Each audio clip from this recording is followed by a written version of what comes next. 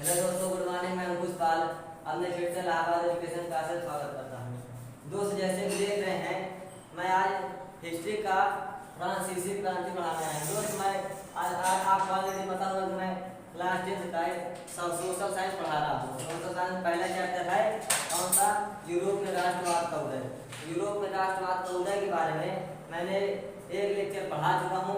आज मेरा दूसरा लेक्चर है। मैंने पहले लेक्चर में पढ़ाया था फ्रांसीसी को यूरोप में राष्ट्रवाद का उदय कैसे होता है और राष्ट्रवाद क्या है, यूरोप है कहाँ, कहाँ से उत्पन्न होता है, तो मैंने उसके बारे में बताया है। आज मैं बताऊंगा आपको फ्रांसीसी क्रांति के बारे में। तो दोस्त, वीडियो पूरा अंत तक देखिएगा, पूरा डिटेल से देखिएगा और वीडियो को लाइक, सब्सक्राइब एंड कमेंट जरूर कर दीजिएगा। और दोस्तों, बेल आइकन दबाइए ताकि आप तक जब मैं वीडियो अपलोड करूँ तो आप तक पहुँच सके। और दोस्त, जहाँ तक हो सके अपने दोस्तों को शेयर कीजिए ताकि वो लोग भी आसानी से वीडियो को देख सकें। दोस्त, मैं आज फ्रांसीसी क्रांति के बारे में बताऊंगा।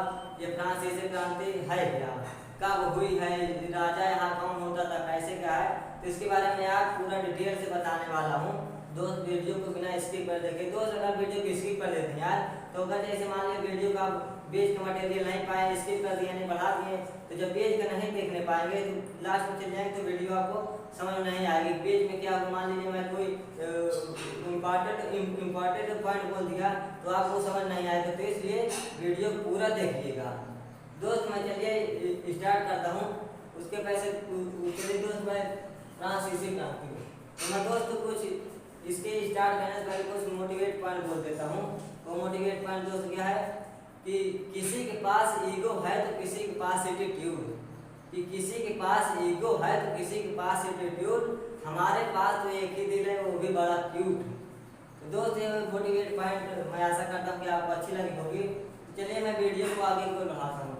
दोस्त, मैं बताता हूँ पहले कि इसमें फ्रांसीसी क्रांति कब हुई है। दोस्त, मैंने पहले वीडियो में बताया, पहले लेक्चर में बताया इसके फ्रांसीसी क्रांति 1789 ईस्वी में हुई। कब हुई दोस्त? 1789 ईस्वी में। इस 1789 ईस्वी में इसके पहले जो है दोस्त एक राजा होते थे, वो कौन था? लुईस लामा। लुईस लामा वो बहुत मतलब वांटे टाइप का राजा था। वो निरंकुश करता था, यानी कि लोगों को परेशान करता था, टैक्स बढ़ा देता था और जैसे वस्तुओं को महंगा कर देता। जनता जो है उससे परेशान हो गई है, तो वहीं से फ्रांसीसी क्रांति स्टार्ट होती है। तो फ्रांसीसी क्रांति जो क्या है, ये 4 भागों में बांटी गई है, यानी कि 4 प्रकार से हुई है। कौन कौन से? मैं पहले चलिए आइए लिख करके बताता हूँ आपको। पहले इसके बारे में थोड़ा सा देख लेते हैं।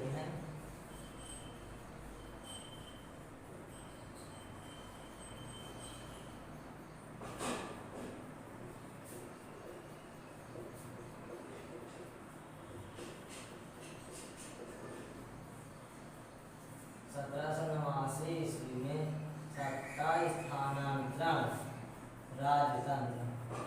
क्या दोस्त? राजतंत्र। 1789 में सत्ता राजतंत्र में क्या दोस्त? राजतांत्रिक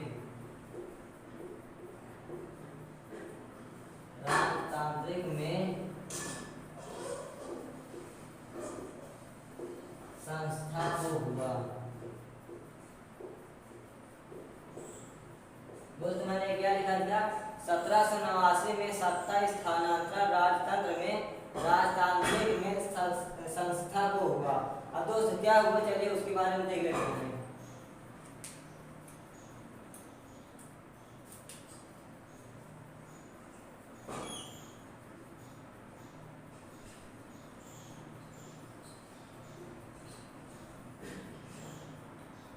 दोस्त, ये फ्रांसीसी क्रांति, अब इसके बारे में बताऊंगा कि फ्रांसीसी क्रांति जब नहीं हुई थी तो इसके पहले क्या क्या परेशानियां थी, और फ्रांसीसी क्रांति हो गई तो उसके बाद क्या क्या परेशानियां समाप्त हो गई। तो मैं उसी के बारे में ये बनाया चार्ट हो, जिससे में मैं आपको डिटेल समझा दूंगा। तो पहला क्या दो? संप्रभुता। क्या दो? संप्रभुता।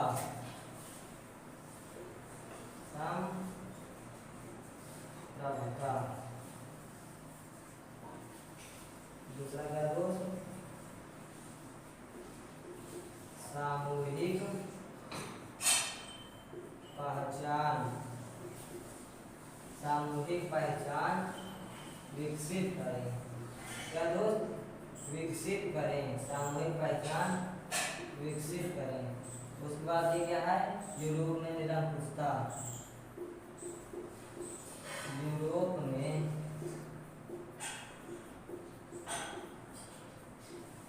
निरंकुशता मुक्त करें, यानी कि यूरोप में निरंकुशता मुक्त करें, यानी निरंकुशता थी उसको हटाने के लिए। और चौथा थे क्या, तो पहले हो गया संप्रभुता, दूसरा हो गया सामूहिक पहचान, तीसरा हो गया विकसित, सामूहिक पहचान विकसित करें, तीसरा यूरोप में निरंकुशता मुक्त करें, और चौथा क्या है, चौथा वो है जैकोबिन क्लब की स्थापना। क्या दोस्त, जैकोबिन क्लब की स्थापना, जैकोबिन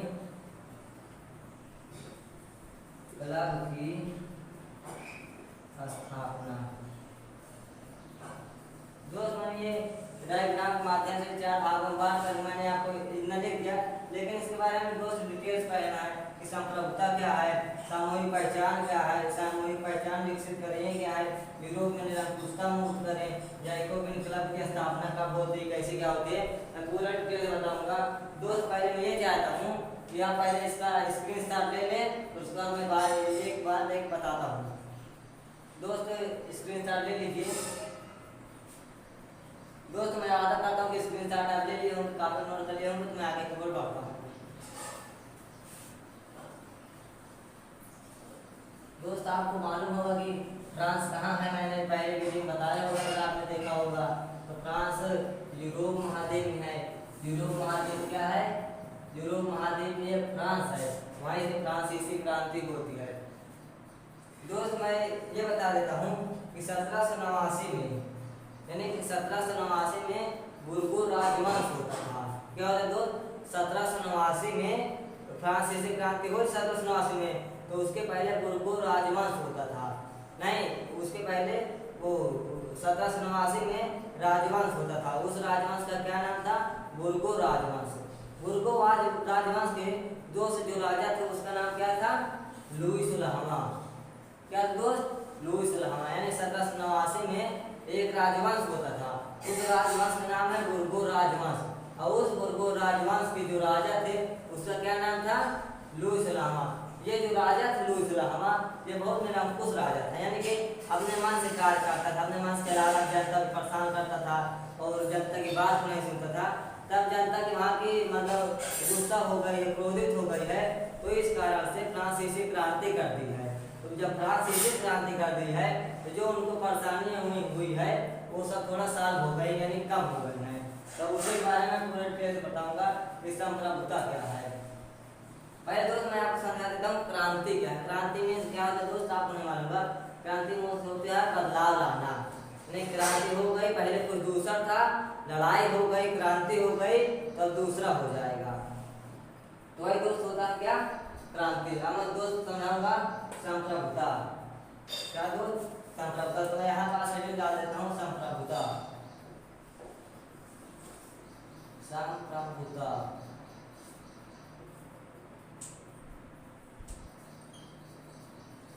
संप्रभुता का मतलब दोस्त होता है कि हम सब एक हैं, यानी कि जो वहाँ फ्रांसीसी क्रांति नहीं हुई थी तो 1789 जब फ्रांसीसी क्रांति हो गई तो वहाँ की जनता कहने लगी हम सब एक हैं, हम सब लोकतांत्रिक हैं, यानी कि हम सब जो है अपनी बात को खुद से मानेंगे, यानी कि अब राजा के पास जाने की जरूरत नहीं है, क्योंकि राजा को वो जनता को परेशान कर दिया था। तो वही है कि ये सब लोग अपने से भी बात मानने लगे थे। कहाँ के लोग, फ्रांस के लोग। कहाँ के लोग दोस्त, फ्रांस के लोग। तो दोस्त 1789 में जो लुईस लहमा था ना, उसको जनता हटा दी है। क्या कर दी दोस्त, हटा दिए। वो टैक्स बढ़ा देते थे और महंगा कर देते थे, किराया महंगा कर देते थे, तो वहाँ जनता बहुत क्रोधित हो गई, गुस्सा हो गई है, तो क्रांति कर दी। मैंने बताया क्रांति कर दी है, और वहाँ के राजा क्या कर दी है, हटा दी है।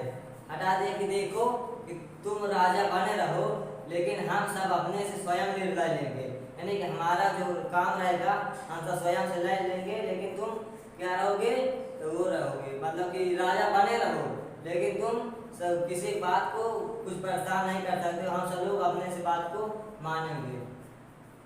तो दोस्त यहाँ के लोग फिर मानने लगे अपनी बात। तो अब इसके बाद संप्रभुता मतलब दोस्त समझ गए होंगे कि क्या हुआ है, उसको हम क्या जानता हूँ, सामूहिक पहचान विकसित करें। संप्रभुता को समझ गए दोस्त, क्या संप्रभुता में समझ गए कि लुईस लामा को हटा दिया गया, उसके बाद आगे जनता बोलना कि देखो तुम राजा बना, लेकिन हम जो है अपने मन से कार्य करेंगे, तुम किसी को कुछ बोल नहीं सकते, यानी कि अपराध नहीं कर सकते हो। तो वहाँ के लोग सब अपने मन मर्जी से काम करने लगे हैं। तो अब इसकी मतलब दोस्त समझ गए हम, क्या मैं जानता हूँ सामूहिक पहचान। दोस्त लिखाने की जरूरत नहीं होगी, अगर लिखाने की जरूरत होगी तो कमेंट करिएगा, मैं लिखा भी दूंगा, इसमें कोई वो नहीं है। तो मैं जानता हूँ सामूहिक पहचान। सामूहिक पहचान है तो जैसे पहले निरंकुशता थी, यानी कि लुईस लामा था तो अपराधी राजा था, यानी कि निरंकुशता राजा था तो किसी बात को मानता नहीं था। तो सामूहिक पहचान को विकसित करें, यानी सामूहिक पहचान यानी कि वहाँ लोग पहचानने लगे कि हम सब लोकतांत्रिक देश के हैं, ये हमारा लोकतांत्रिक राज्य बन गए एक तरीके से। तो हम सब लोग एक हैं, यानी कि किसी की मदद करनी चाहिए, राष्ट्र के प्रति हम सबको मिल करके करना चाहिए, ताकि हमारा देश और आगे की ओर बढ़ सके, हमारा राज्य और आगे की ओर बढ़ सके, यानी कि विकसित हो सके। तो ये दोस्त सामूहिक पहचान, यानी कि सामूहिक में हम सब लोग पहचान में एक हैं, यानी कि हम सब लोग पहचानते हैं एक दूसरे को, एक हैं, वह क्या है दोस्त सामूहिक पहचान है। अब इसके आगे मैं चलता हूँ, यूरोप में निरंकुशता मुक्त करें, यानी जो यूरोप में लुईस लामा था वो निरंकुश राजा था। क्या दोस्त निरंकुश राजा था, तो यूरोप में निरंकुशता मुक्त करें। तो यहाँ यानी कि जब उतने में 1789 ईस्वी में फ्रांसीसी क्रांति हुई थी, फिर उसके बाद क्या हुआ, निरंकुशता हट गया। पहले निरंकुशता थी तो निरंकुशता क्या हो गई दोस्त, हट गई। तो यानी कि यूरोप में निरंकुशता मुक्त करें, यानी कि यहाँ निरंकुशता हट गई, सब लोग वही है कि सब लोग अपने पहचानने लगे और कहने लगे हम सब लोग एक हैं और लोकतांत्रिक हैं। और ये इसमें निरंकुशता हट गई, यानी सब लोग एक दूसरे की बात मानने लगे और राजा उतना ज़्यादा परेशान नहीं करता था, टैक्स नहीं बढ़ा पाता था, क्योंकि फ्रांसीसी क्रांति हो गई तो उसको हटा दिए थे उसके पद से। अब उसके बाद फिर दोस्त जब ये सब तीनों चीज हो जाता है तो उसके बाद दोस्त जैकोबिन क्लब की स्थापना होती है। क्या दोस्त, जैकोबिन क्लब की स्थापना होती है। क्या होती है दोस्त, जैकोबिन क्लब की स्थापना। ये जैकोबिन एक लीडर है, यानी कि इसके जैकोबिन के लीडर राजा बनाया जाता है। क्या दोस्त, राजा बनाया। जब फ्रांसीसी क्रांति हो जाती है, जब ये तीनों हो जाता है, पहला संप्रभुता, दूसरा सामूहिक पहचान विकसित करें, तीसरा यूरोप में निरंकुशता मुक्त करें। तो इसके बाद जब तीनों हो जाता है तो जैकोबिन क्लब की स्थापना होती है। फिर उसके बाद दोस्त जानते हैं क्या होता है कि निरंकुशता हट जाती है और सब लोग अपने मन मर्जी से काम करने लगते हैं, यानी कि एक दूसरे को पहचानने लगते हैं और राष्ट्र को आगे बढ़ाने में लग जाते हैं। तो दोस्त यही क्या है, फ्रांसीसी क्रांति। तो मैं दोस्त वादा करता हूँ कि आप फ्रांसीसी क्रांति डिटेल में समझा दिया मैंने, आप उस मन में आ गया होगा। और संप्रभुता क्या है, सामूहिक पहचान विकसित करें, यूरोप में निरंकुशता मुक्त करें। दोस्त अगर चाहे तो मैं थोड़ा लिखा दूँ इसमें दो लाइन, तो दोस्त आप इसमें लिखा देता हूँ 2 लाइन, ताकि आप कोई परेशान न हो। तो मैं इसमें संप्रभुता लिखा देता हूँ। संप्रभुता क्या है दोस्त,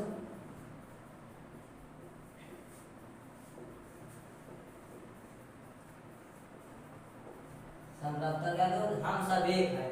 संप्रभुता क्या दोस्त, संप्रभुता यानी कि हम सब एक हैं, यानी कि हम सब लोग यही हैं, हम सब लोग एक हैं, एक दूसरे की क्या करना चाहिए दोस्त, मदद करनी चाहिए, ताकि हमारा जो राष्ट्र है वो आगे की ओर क्या हो सके दोस्त, बढ़ सके, यानी कि विकसित हो सके।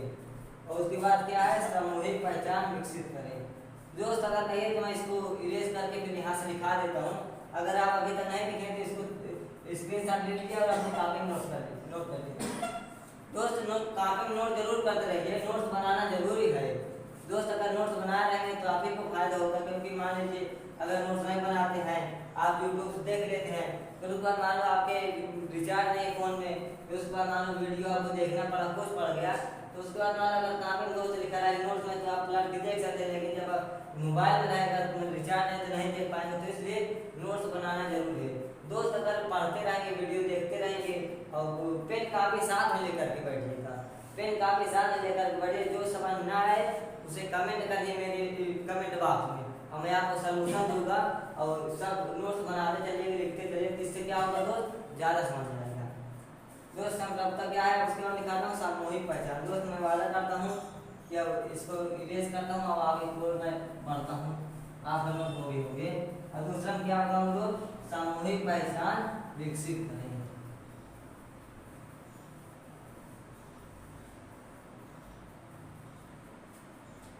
दूसरा क्या दो सामूहिक पहचान।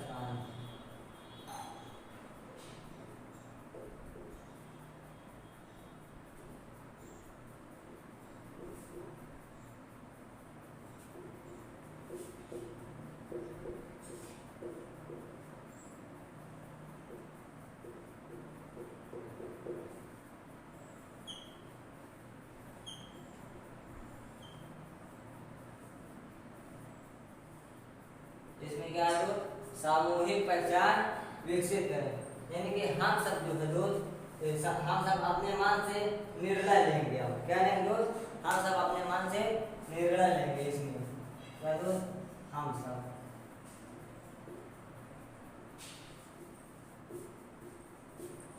सब अपने आप से निर्णय लेंगे।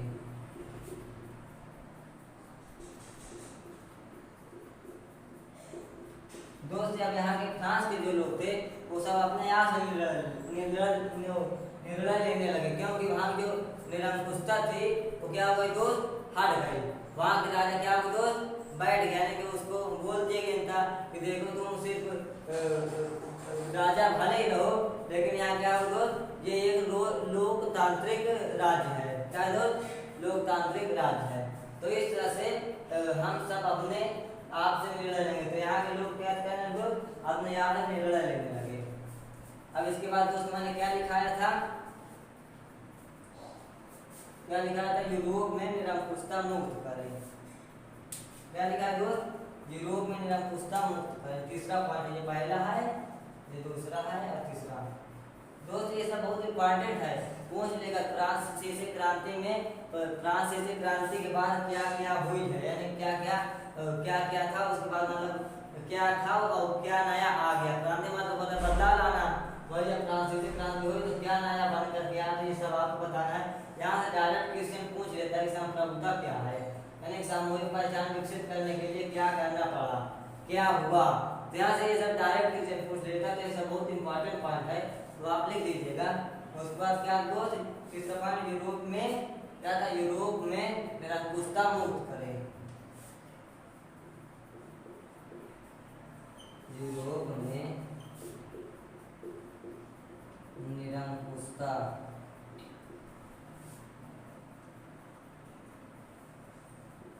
क्या दोस्त मुक्त करें।